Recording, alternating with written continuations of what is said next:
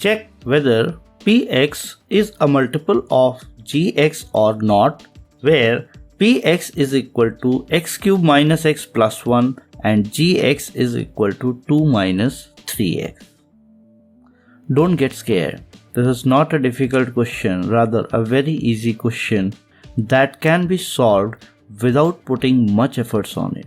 The only condition is that you are aware of the basic concepts. Solve the question and see how these concepts are going to be used in solving this question. Now, before moving ahead, you can take a simple example to understand the concept behind which we are going to solve this question.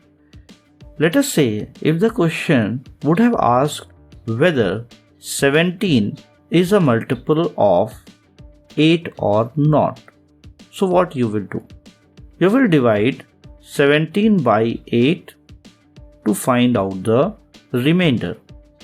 And if this remainder is equal to 0, then yes, this is a multiple. If this is not equal to 0, this is not a multiple.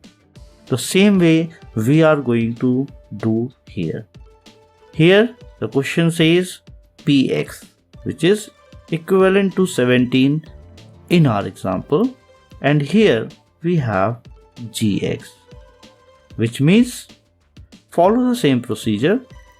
In numbers, we had calculated the remainder when 17 was divided by 8. So here we have to calculate the remainder when Px is divided by Gx.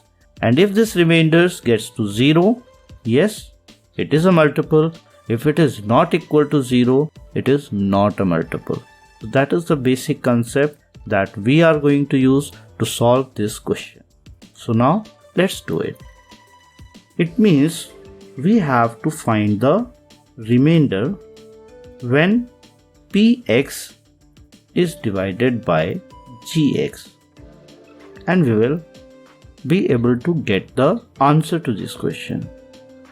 Now Px we have x³ minus x plus 1, while Gx is 2 minus 3x. Here Px is the dividend and Gx is the divisor.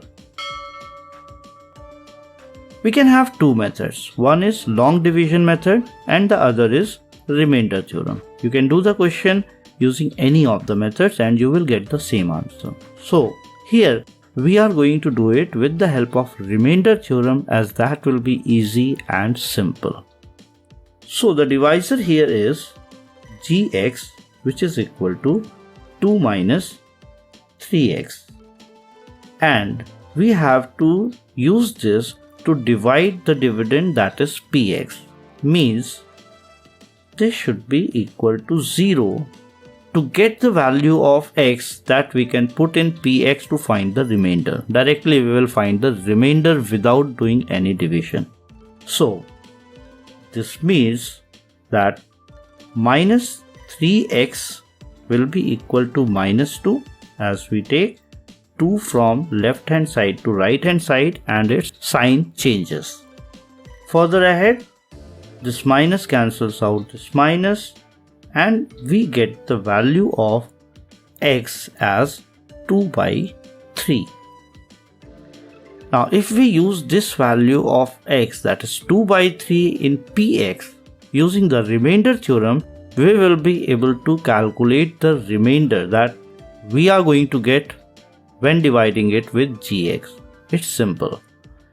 We have Px is equal to x³ minus x plus 1. We have to divide this by Gx, and we have calculated for that x should be equal to 2 by 3. Using the remainder theorem, we can use this value of x as 2 by 3 in this polynomial. We will substitute the values of x as 2 by 3 in the entire polynomial, that is in x³ and minus x. Plus 1 is a constant, so no need to do anything over there. This implies P of 2 by 3, which is nothing but the remainder when it is divided by gx. So this will be equal to, substitute the value of x as 2 by 3, we get 2 by 3 cube minus 2 by 3 plus 1. Now just solve it. We get 2 cube upon 3 cube minus 2 by 3 plus 1, which is equal to 2 cube is 8 and 3 cube is 27, minus 2 by 3 plus 1. We can put 1 in the denominator here, and then we take the LCM of 27, 3 and 1, which is 27. Now 27 ones are 27, 1 into 8, we get 8 here, minus second term 3 nines are 27, 9 into 2 18, so we get 18 here. 1 27s are 27 and 27 into 1 is 27, which is equal to, now we have to do this calculation, which is very simple. 27 plus 8, that gives us 7 plus 8 15, 5 carry 1, 2 1 3, and then we have minus 18 from this, so we have 15 minus 8 7 and 2 minus 1 1, 17. So we get 17 by 27.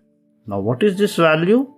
This is nothing but the remainder when Px is divided by Gx as per the remainder theorem. Now is this remainder equal to 0? No, this is not equal to 0, which simply means that no, which means Px is not a multiple of Gx. If we had this remainder as 0, then it would have been the multiple of Gx. So that is the simple process that you have to follow. Take the dividend, take the divisor, divide it, find out the remainder. If the remainder is 0, it is a multiple. If the remainder is not 0, it is not a multiple. Just start doing it. And believe me, study mere, not anymore.